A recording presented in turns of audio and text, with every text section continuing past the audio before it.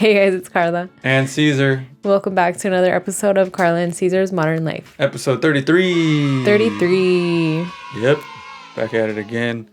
So we're here with another episode, the last episode of September. Mm-hmm. Dang. Already, wow. I know, we're about to get into October. Mm-hmm. You ready for Halloween? Yeah, it already kind of feels like it's fall. Yeah. It already feels like Halloween time, like back to school time. Yeah. And I really noticed it at work because we're near a school. Mm-hmm. And it's like a lot of the students are coming back to class, and people are getting ready for that. And we have a lot of fall things in the store, which is exciting. But yeah, I love this. I think this is my favorite season because I like when it cools down. It used to be summer, but I really do like when it cools down and the leaves change and stuff. That's cool. Mm-hmm. Yeah. Yeah, me too. I like it. I like Halloween, so that's why I like this time of year. And then I like the holidays too. Mm-hmm. But it always goes by so quick. Like, it does. By the time we get to Halloween, or like it's already gonna be like November, and then oh shit. Mm-hmm. Yeah, that's how the whole year felt. But I'm enjoying it as much as I can. So how was your week? My week was good. Last week I got thrown off my routine. I would say my self-care routine. And I think maybe if I did go to yoga, I went like once or twice. But I felt it in my mood, especially, I don't know, today was a weird day in general, but I can tell, I notice a difference when I'm going consistently versus when I'm not. And I know when I need to go back to yoga because I don't know. I don't even know how to explain it, but I can tell when it's time to go back. Yeah. Anyways, so I went back this week. It felt good. I've gone to 2 classes so far. And then I went back to improv as well. Nice. This week. And I did participate, but I held back. Because I only participated in one of the games. This one was led a little bit differently because normally there's a teacher who comes in and kind of gives some sort of lesson. And this time, I don't know why, but the person who gave the class did a really good job. But he's the person that normally runs it. And so instead of giving a lesson, he had us play a bunch of games. And I think it was a combination of everyone was so good. I was having a really fun time just watching the improv. But at the same time, I think I let it I got in my own head about it and was like, oh man, these people are really good. I don't want to go up there and not be funny. But so that was the reason I only participated once. But now, obviously, I knew that in hindsight, I would regret not participating more. And sure enough, I did today, I was like, dang, I should have just done it. I felt really encouraged to go up there because when he took the last round of people to participate, 1 or 2 people were encouraging me to go. But I was I froze and I couldn't do it. But it felt good to have that encouragement. Okay. Yeah. So, and I made a new friend. And so I'm gonna keep going. Did I already say that I started asking for the nights off at work? Yeah. You started asking for Wednesdays off so you could go back to improv. Yeah. Nice. So yeah, what about you? How's your week been? It's been good. Yeah, I'm still trying to find a job. So it's an interesting experience to look at some places that are, like I've said before, they ask for so many things from one person, and then and I'm also trying to do how to do my own thing, work for myself with the podcasting stuff. And I'm trying to figure out new ways to get clients. And and it's true because it's you could make your whole thing client based, which is good. But then what if your clients don't want to record that week and then you're not making money that week? Something about it that way. Luckily the people I have are pretty consistent, but that's just, it's in the nature of podcasting to not do it forever. For some people it doesn't work out. So, right. People decide to take breaks, stuff like that. That makes sense. Yeah. And so I try to tell people not to do that, just because it is kind of like the consistency that keeps people coming back. But it works out for some podcasts where they'll take like a couple months and be like, it's season 2 now. And I'm like, why is it season 2? But it's more of the same. More of the same. But it makes sense. Yeah, it's possible people just needed to like take a break sometimes to like get like refreshed and like get new ideas to talk about. That's true. Yeah.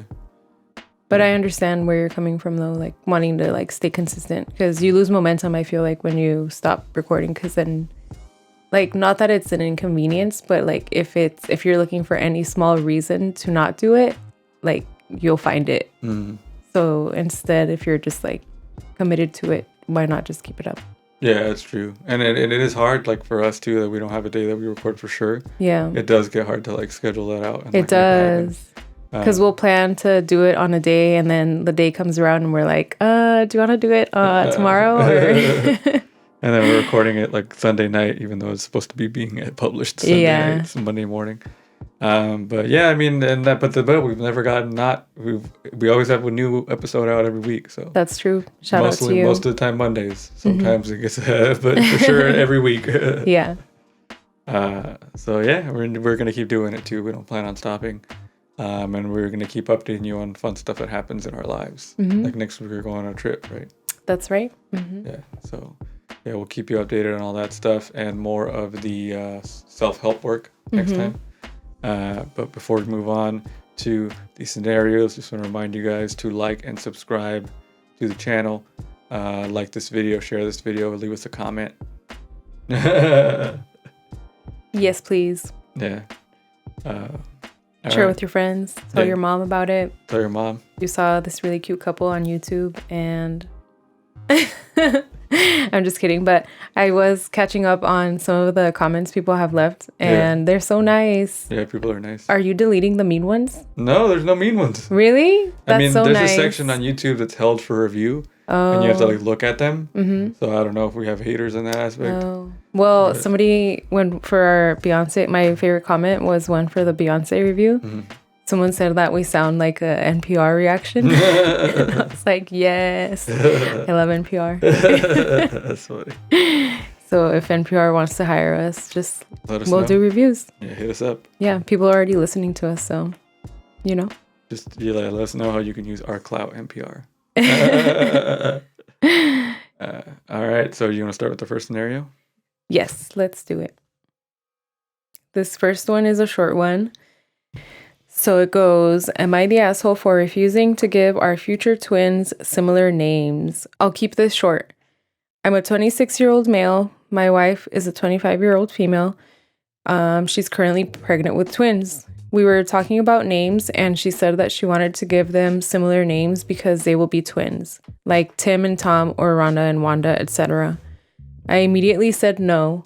She was surprised and asked me why. I said that I don't want their entire identity to surround around the fact that they were born on the same day.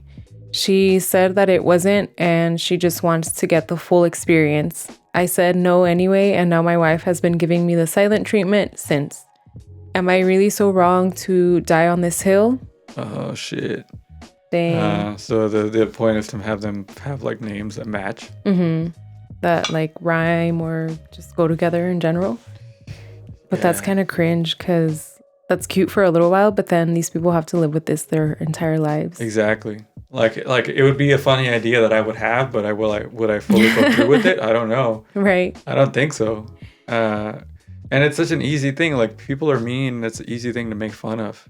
Right. And that's true. It's like, there's already gonna be twin jokes made at them because of the fact that they're twins. Does it say anything about, are they gonna be identical or? No, it doesn't say. I mean, I guess from the looks of it, I guess it is, because it's Tim and Tom, Rhonda and Wanda. Like, they're both gonna be the same, at least the same, they're gonna have the same gender when they're born. So. So I guess that makes sense. Yeah, they're already probably going to get, like, if they're identical, that's probably going to be a thing. Like, how about just give them their own, like, you can start giving them their own identities, which is something that people that are twins probably suffer from. Right. That's what I was thinking too. I would imagine that it would be hard to like do things on your own without being compared all the time. Yeah, and especially if you start them off like that, like if they have Yeah. names that are similar, then that's already well, they're already going to be compared because they're twins, and then yeah, Yeah. So I would say good for you. You are not the asshole. And shout out to you for looking out for your future kids. yeah, I Or agree. for your kids. Yeah, not the asshole. Yeah. Am I the asshole for making my 15-year-old daughter get a job to pay for our dog's vet bills? I have 3 daughters: Phoebe 19, Allie 18, and Janny 15. We also have a 2-year-old Chiweenie, a Chihuahua wiener dog mix, Pebble. Okay. You. We were in the middle of a heat wave 2 weeks ago with temperatures hitting 107. Small dogs are more sensitive to heat, so we don't let him go to the backyard for long periods of time. The deck is off limits because there's no shade on the deck. Problem is, Pebble loves the deck because he can watch the cars, people walking on trails behind our house, and see our neighbors' chickens. Janny doesn't have first period and doesn't leave for school until 10, a few days a week. Both Allie and Phoebe leave around 9:30, so it's Janny's responsibility to make sure Pebbles is inside and the fans are on, and he has water. 2 weeks ago, in the worst of the heat wave, Pebble was crying at the deck door. Janny got annoyed and let him go on the deck. Then she left for school and forgot him on the deck. Dang.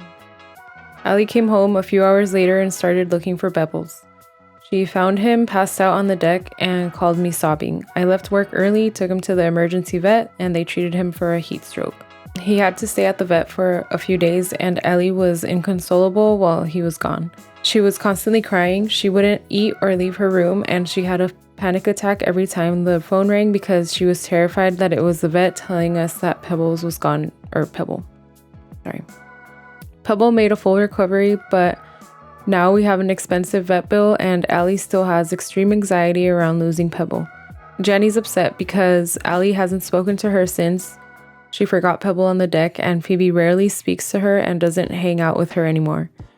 Jenny was upset about Pebbles when he was in the vet, but now she's very nonchalant about what happened because he's fine. My husband and I have been talking about what to do with Jenny. We decided on making her get a job to pay for Pebble's vet expenses, which is close to $2,000 after insurance. Jenny's very upset about it because she has to quit swim team to get a job and says that we're ruining her life over a mistake. Now I'm starting to wonder if I'm the asshole for making her quit swim team to get a job. Also, she can't get a job after swim season because soccer season starts right after swim season. Then after soccer season, she has softball season, then summer training camps. Oh, damn, that's a busy person. Yeah. No wonder she forgot Pebble. Poor Pebble. Poor She's dog. got a lot on her mind. Yeah. Oh, so is the punishment too severe for what she did to her dog? I don't know. What do you think? I think that from what it sounds like on here, I think the reason why they're doing it is because she doesn't seem remorseful of the fact that the dog almost died. But I mean, how long are you supposed to be punished for? Yeah, and I think, you know what I mean? And I think that if it was just the job and she didn't have to quit the swim team, I think that then it's fine. Right. Because it's like you're not making, because then you are kind of, if you're slowing down her athletics, then that is a big deal in high school or wherever. I think she's in high school, right? Yeah. I think so. Yeah, she's 15. Yeah, so it's like, that's an important thing to do. And I think one mistake isn't worth that. Like, I think getting the job and maybe like, hey, you have to do both. Maybe on the weekends or whatever. Right. I don't know how it works with her schedule, but like, hey, at least once a week, get a job. Maybe those are the people that used to look for jobs at our old job that were like, I need this super specific schedule. Maybe. I mean, I think it's like some people just wanted to get a job.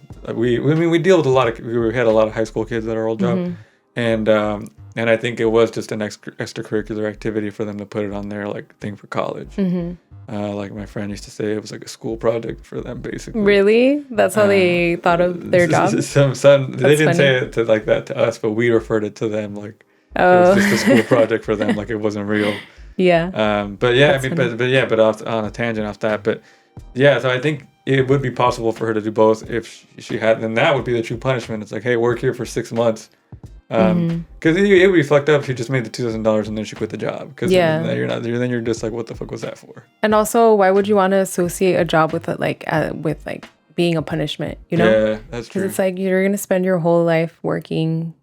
Like, why do you want that to be the first example of her having a job? Oh, that's true. You know what I mean? Like, most people on the internet disagreed with us. They thought that the parents were not the assholes for making her get a job. Yeah. But they saw it as like she just doesn't give a fuck. Like she didn't learn her lesson. Oh. Based off of what they said, which was like she was upset at the time that the dog was in the vet, but not after. But I just don't see it that way because it's like, how long is somebody supposed to? Yeah, the dog's fine. Like, how long will it take for her to like live it down? Yeah. The dog's fine, and I don't know. No, that's true. I agree. Like, how long can somebody like, hey, the dog's fine now? Maybe there's other punishments, like, hey, maybe she's like fully responsible for everything related to the dog now. Mm-hmm. But then that gives her another opportunity to mess up. No, but still, yeah, I think. I don't think she was being purposely like negligent or anything. No. So people make mistakes. Yeah. So maybe this punishment was too far, and the people asking are the assholes, in our opinion. Mm-hmm. All right, next one. Yeah. Am I the asshole for feeding my dog scraps from a dinner my boyfriend made us? I have been dating Jay for 4 months. He's handsome, smart, funny, well-educated, and has an awesome job, and is a sweetheart. Sunday, he had a whole day planned for us. We were going to walk a nature trail, then go back to his place for a dinner he was making. I was so excited because it was going to be the first time I'd be at his house. Since we were hiking, he said I could bring my dog Shelby with us. He made us a roast and some vegetables for dinner. I finished my plate before Jay did and took it to the kitchen. There was still about half the roast left, and it was so close to Shelby's dinner time, so I took half of the roast and some still raw vegetables from the fridge to put on the table for Shelby. I was carrying the plate back to the door with Shelby to feed her outside, and Jay asked what I was doing. I told him I was feeding Shelby. Jay said something like, well, that's not dog food. Jay knows I mainly feed Shelby a raw diet. I opened the door to put the plate down for Shelby, and Jay got up and took the plate away from her, went to the kitchen and came back with it wrapped up in tinfoil and told me to leave. Oh. His excuse was that he made dinner for me and him, not me, him, and my dog, and that I should have asked before I helped myself since he would have used his leftovers. I did leave, but not before telling him that he made that meal for both of us so I could do with some of it as I pleased, and he knew damn well how I feed Shelby. I tried talking to my friend about it later that night, but she said Jay was right to be upset. But this friend has never really approved of how I treat my dog, my own dog, so I feel like she was probably a bit biased and the wrong person to ask. Am I the asshole for just feeding my dog like I normally would? Wow. Dang. I don't know. I feel like if you had pitched in for the meal, like money-wise, then yes, you can claim like this, I'm entitled to half of this or whatever portion she paid for. But because it was supposed to be a special meal that he was treating her to, then that I feel like she is kind of the asshole. Yeah. Because I understand like her dog needs to eat and like he eats what she eats, but this was a special occasion. Yeah. Yeah, it makes sense. And I understand your point of view. I think I agree with that. I think it's like, I think maybe he was looking forward to keeping the extra food as well after that. Mm-hmm. And food is not cheap.